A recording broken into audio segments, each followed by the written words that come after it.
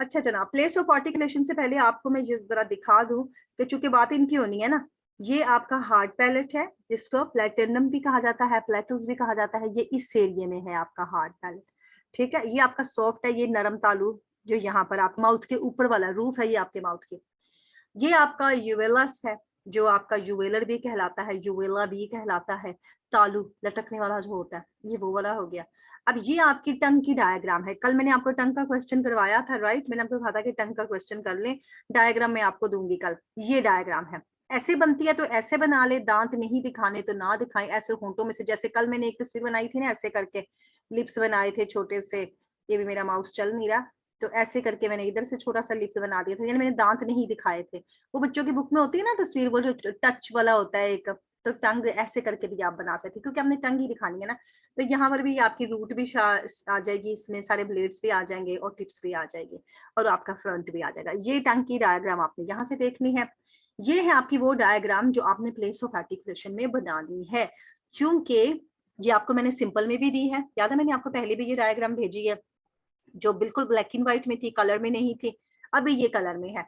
वही चीजें हैं आपकी, हमने पोस्टल वेलर पे बात करनी है, प्लेटर पे बात करनी है, पोस्टल वेलर यही है। बाइलेबियल से शुरू कर लेती है। बाइलेबियल आपके होंठ है, होंठों के बाद आपका ये दांतों का छत्ता, वो जो उसके पीछे वाली जगह है, एलवेलर है। ये पोस्टल वेलर जो उसके थोड़ा सा आगे है, प्लेटर जो आपका तालू है, और वो जो हार्ड प्लेटर और सॉफ्ट प्लेटर, इसी के दो हिस्से थे। वेलर उसका वो वाला जो वेला है जो भी आपको मैंने लटकता दिखाया। ग्लोटल कौन है? ये गले के ये नाली है। लैबियोडेंटल्स वो हैं जिसमें आपके होंठ और दांत आपस में बात करते हैं, और डेंटल वो है जिसमें ऊपर और नीचे के दांत, ऊपर के दांत और टिप ऑफ द टंग में यूज होना है। ठीक है, प्लेस ऑफ आर्टिकुलेशन करनी है तो इन्हीं को आपने समझना है। ये आपकी अलग अलग सारी डायग्राम्स हैं। ये डायग्राम आप अगर वेबसाइट पे सर्च करेंगे ना तो भी आपको मिल जाएगी, उसमें ये मूव कर रही है डायग्राम, फुल डायग्राम हरकत करती है, आपको बताया जाता है। मुझे वो लिंक मिलता है तो मैं आपको वो लिंक डाल देती हूँ। अच्छा जनाब, प्लेसेस पे बात करनी है अब हमने। आर्टिकुलेटरी जो फिनेटिक्स होते हैं ना, ये इन्हीं को प्लेस ऑफ आर्टिकुलेशन में यूज किया जाता है, और ये पॉइंट करते हैं हमारी आर्टिकुलेशंस की तरफ, और वो सिर्फ और सिर्फ कॉन्सोनेंट्स में होते हैं, वावल्स में नहीं होते हैं। ठीक है, तो कॉन्सोनेंट क्या करते हैं? वो कॉन्टेक्ट करते हैं एक ऑब्स्ट्रक्शन, रुकावट की तरफ, जहां कहीं रुकावट पैदा होती है हमारे वोकल ट्रैक के अंदर, हमारे आर्टिकुलेटरी जेस्चर्स के दौरान। तो कुछ होते हैं एक्टिव आर्टिकुलेटर, और जनाब वो स्पेशली हमारे टिपिकली टंग है, और कुछ होते हैं पैसिव आर्टिकुलेटर्स जिन पे आपने ऑलरेडी बात की, और वो सारे के सारे जो हमारी रूफ ऑफ द माउथ है उस पे मौजूद होते हैं। पैसिव और एक्टिव ये आप ऑलरेडी डन कर चुके हैं। इसमें जनाब उसने कहा जी मैनर ऑफ आर्टिकुलेशन को हम देख लेते हैं फोनेशंस के अंदर, यानी फोनेटिक्स के अंदर के कॉन्सोनेंट में किस तरह ये आते हैं, और इसको किस तरह हम देखते हैं जब ये वाज़े या फर्क वाली आवाजें निकालते हैं। आर्टिकुलेटर हमारे वोकल ऑर्गन्स में यूज होते हैं, और ये पार्टिसिपेट करते हैं ताकि ये पैदा कर सकें एक स्पीच साउंड। लिहाजा ऑर्गन्स क्या होते हैं? वो दो तरह के हमारे अज़ा होते हैं, कुछ जो कि हरकत कर सकते हैं जैसा कि हमारी टंग और हमारे लिप्स, हमारे एक्टिव आर्टिकुलेटर्स, और उनको एक्टिव आर्टिकुलेटर्स कहा जाता है। लिहाजा कुछ ऐसे होते हैं जो रिमेन फिक्स रहते हैं। ये आपको इंट्रोडक्शन शुरू करना है क्वेश्चन का ऐसे, जैसे कि हमारे दांत है, हार्ड पैलेट है, ये फिक्स्ड हैं तो हम इनको पैसिव आर्टिकुलेटर्स कहते हैं। एक्टिव आर्टिकुलेटर्स अक्सर औकात मूव कर देते हैं, और मेक कंस्ट्रक्शन, उनकी मूविंग की वजह से हवा जो हमारे लंग्स से आ रही है उसको रुकावट का सामना करना पड़ता है। लेकिन पैसिव आर्टिकुलेटर क्या करते हैं? जस्ट सिट्स देयर, बैठे रहते हैं, गेट्स अप्रोच, वो कहते हैं कोई आए हमें आके छू जाए, हमने नहीं जाना इधर उधर। सो ये प्लेस ऑफ आर्टिकुलेशन है, इनको इंग्लिश लैंग्वेज में यूज करते हैं, तो हम इनको ऐसे डिस्क्राइब करते हैं। डायग्राम को गौर से समझते हैं। ये डायग्राम आपने जरूर बनानी है जब आपका प्लेस ऑफ आर्टिकुलेशन का क्वेश्चन आएगा। मैनर ऑफ आर्टिकुलेशन का क्वेश्चन आएगा तो आपका वो ग्राफ आ रहा है, उसमें जिसमें दोनों इस्तेमाल हो रहे हैं, प्लेस ऊपर आ रहे हैं और मैनर्स साइड पे आ रहे हैं। सबसे पहले बात चलेगी आपकी बायलेबियल कहाँ गए आपके जनाब। नंबर वन पे अगर आपके यहाँ नहीं लिखे जाते हैं तो आप इनको इधर नंबर लिख लें। ये नंबर्स हैं आपके, दोनों हॉन्ट बायलेबियल है, यानी ये नंबर 1 है। लेबियोडेंटल ये नंबर 2 है जिसमें दांत और दूसरा इस्तेमाल हो रहा है। नंबर 3 आपका ये डेंटल और इंटरडेंटल दांतों के साथ। नंबर 4 पे है आपके एल्वेलर्स, यहाँ पर ये नंबर 4 लिखा है। ठीक है, और नंबर 5 पे है आपका पोस्टल वेलर्स, नंबर 5 ये आपका नंबर 5 है।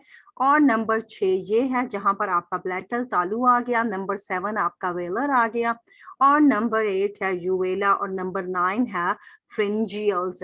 ये फ्रिंजियल्स वही है जो आपकी नाली के पास आते हैं, ये हवा की सांस की नाली, एक खुराक की नाली है और एक सांस की नाली है। ये तो आपको कोरोना ने भी बता दिया है ना कि खुराक की नाली में जरासीम चला जाए हम बच जाएंगे, सांस की नाली में नहीं जाना चाहिए कि वो हमारे लंग्स को खराब करेगा। इनके साथ ये इस तस्वीर में अगर आपको लगे कि ये मुझे एपिग्लोटम्स और रूट्स और टंग और लिप्स और लोअर लिप्स मुश्किल लग रहे हैं, तो मैंने ये आपको पहले भी तस्वीरें भेजी हुई हैं, उनमें से चेक कर लें। आगे चलते हैं जनाब, बाइलेबियल्स क्या होते हैं। अब यहाँ पर आपने अलग अलग उनकी डिटेल्स देखनी है, जैसे आपने मैनर्स में देखी है ना आके अलग अलग डिटेल्स के, उनका मैनर क्या है, उनका तरीका कार क्या है, वो स्टॉप करते हैं, वो स्टॉप करते हैं, तो स्टॉप कौन से आते हैं हमारे बाइलेबियल्स। अब हम सिर्फ बात करेंगे प्लेसेस की। ये आपके दोनों होंठ हैं, ये बाइलेबियल्स हैं, तो आर्टिकुलेटर्स आपके दो लिप्स के पास आते हैं, दो लिप्स को टच करके बनाते हैं, और हम जानते हैं एक्टिव आर्टिकुलेटर्स होते हैं जो कि लोअर लिप है, और हमारा अपर जो लिप है वो है एक पैसिव आर्टिकुलेटर। तो हमारे बाइलेबियल भी एक्टिव और पैसिव से मिलकर बने हैं। इन दोनों में क्या है जनाब, बाइलेबियल जो कॉन्सोनेंट्स आ जाते हैं उनके अंदर एयर फ्लो जो है वो ब्लॉक्ड हो जाती है, और फिर वो क्या करती है, कंस्ट्रिक्टेड आउट निकलती है जब बाहर हमारे मुंह से, तो वो क्या करती है, लिप्स को टुगेदर कर देती है। और इंग्लिश कॉन्सोनेंट में हमारे बाइलेबियल ओनली 3 हैं, बस 3, फ, ब और म। बोल के देखे, तीनों में फ, ब और म आपके होंठ आपस में जुड़ रहे हैं, और आपकी जो एयर स्ट्रीम आ रही है ब्लॉक भी हो रही है। आगे चलते हैं जनाब, इसके बाद इन्होंने बताए हैं हमारे लेबियोडेंटल। लेबियोडेंटल में है आपके लोअर लिप, क्योंकि ये लेबियो की बात कर रहे हैं ना, ये आपके लिप्स और आपके ये दांत। लेबियोडेंटल में आपके एक्टिव आर्टिकुलेटर्स भी होते हैं, और वो है आपके अपर टीथ, वो क्या है, एक्टिव, और पैसिव आर्टिकुलेटर्स भी होते हैं। लोअर लिप आपका एक्टिव आर्टिकुलेटर है, और अपर टीथ आपके पैसिव आर्टिकुलेटर्स हैं, दोनों आर्टिकुलेटर यहाँ भी शामिल है। लेबियोडेंटल कॉन्सोनेंट्स क्या करते हैं, एयर फ्लो को यहाँ भी ब्लॉक करके रखेंगे, यहाँ पर भी हमारी कंस्ट्रक्टेड जो है ना वो कर्लिंग होनी है, हमारे लोअर लिप्स जो है ना वो थोड़े से कर्ल करेंगे, यानी थोड़े से ऐसे, वो जैसे कुंडल वाला नहीं हिसाब होता, कर्ल वो पड़ जाएंगे, और बैक से जाएंगे और थोड़ा सा उठेगा और टच करेगा अपर लोअर टीथ के साथ। इंग्लिश कॉन्सोनेंट सिर्फ 2 के 2 ही है लेबियो डेंटल, ये आपको तादाद भी बता रहा है जो है फ और व। आप बोल के देखेंगे, आपका फ और व आपको बताएगा कि ऊपर वाले दांत नीचे वाले होंठ से टच करेंगे। डेंटल की तरफ चले जाते हैं, तो जो डेंटल साउंड्स होते हैं इनके अंदर अपर टीथ इन्वॉल्व होते हैं, और हम जानते हैं अपर टीथ कौन है, पैसिव है, और जो डेंटल साउंड्स होते हैं वो एयर फ्लो को यहाँ भी ब्लॉक ही करेंगे, और इसके बाद एयर फ्लो को वही करेंगे, कंस्ट्रक्टेड कर देंगे, लेकिन प्लेसिंग करेंगे स्लिमी टंग के साथ। यहाँ पर हमारी टंग जो है ना वो जरा सी स्लिम यानी कि स्लाइड हो जाएगी, फैल जाएगी, दे फैल जाएगी, और अपर टीथ के साथ जाकर टच करेगी, तो ये स्लिमी टंग, स्लाइमी टंग को देख लें जनाब। और 2 लेबियोडेंटल होते हैं, जैसे कि हमारे थ और द। यहाँ पर इसकी शेप नहीं दी गई, इसकी शेप भी तकरीबन ऐसे ही है, वो जो ओ सा बना के ना उसके, अब मेरे से माउस चलेगा, ऐसे गोल सा करके तो उसके अंदर से यूं निकालते हैं, ये था बन जाता है। एल्वेलर की तरफ चलते हैं, तो ये हमारे वही दांतों के छत्ते की बात कर रहे हैं जो पीछे होते हैं। एल्वेलर रिज हमारे पैसिव हैं, क्योंकि ये बिल्कुल नहीं हिल सकते, हमारा दांतों का छत्ता नहीं हिल सकता है। और इनसे क्या करते हैं, ये मिलते हैं हमारे दांतों के गम्स के साथ, आके गम्स बोलते हैं पीछे वाली दारें, उनके साथ जाके मिलते हैं। एक्टिव आर्टिकुलेटर यहाँ पर कौन है, हमारी टंग के ब्लेड्स हैं। कल मैंने आपको टंग भी दिखाई थी कि टंग के ये वाले ब्लेड्स जो दारों के साथ गम्स के साथ जाके मिलते हैं। और टिप ऑफ द टंग भी कभी कभी यहाँ काम आ जाती है, और ये जो टंग उठती है और फिर एल्वेलर रिज जो होते हैं वो ब्लॉक कर देते हैं हवा को, एयर फ्लो को ब्लॉक कर देते हैं। और यहाँ पर जो हमारे साउंड्स हैं वो ये हैं, जैसे कि न, ठ, ड, स, ज और ल। ये आ गए। पोस्ट एल्वेलर की तरफ चले जाते हैं, तो ये साउंड जो आपको दिखाते हैं कि ये जनाब वो एरिया जो आपके एल्वेलर रिज के बिहाइंड होता है, यानी यहाँ पर देखें ये उससे थोड़ा पीछे है। पहले आपने एल्वेलर की बात की थी तो वो यहाँ पर था तकरीबन, अब ये थोड़ा बैक पे आ गया है उसका एरिया, और ये भी हमारे पैसिव आर्टिकुलेटर्स हैं। और ये आर्टिकुलेटर्स क्या करेंगे, टिप ऑफ द टंग के और उसके टंग के ब्लेड के साथ उसको टच करेंगे, और टंग जो है वो रिस्ट्रक्ट कर देती है, बैक साइड पे आ जाती है, और अल्वेलर रीच के जो हमारे साउंड हैं वो चेंज हो जाते हैं काफी हद तक, और हम जब उनको पहचानते हैं उनमें काफी फर्क भी हमें दिखाई देता है। पोस्ट अल्वेलर और हमारे अल्वेलर रिज के साउंड्स में कुछ फर्क आ जाता है। जैसे कॉन्सोनेंट जब आते हैं यहाँ पर, तो फिर यहाँ पर हमारी टंग रास्ता रोक देती है हवा को, और उसके जो पॉइंट्स होते हैं वो जो बिहाइंड होती हैं अल्वेलर के, यानी ये बिल्कुल छत्ते के थोड़े से पीछे होते हैं, वहां से हमारे पोस्ट अल्वेलर साउंड्स प्रोड्यूस होते हैं।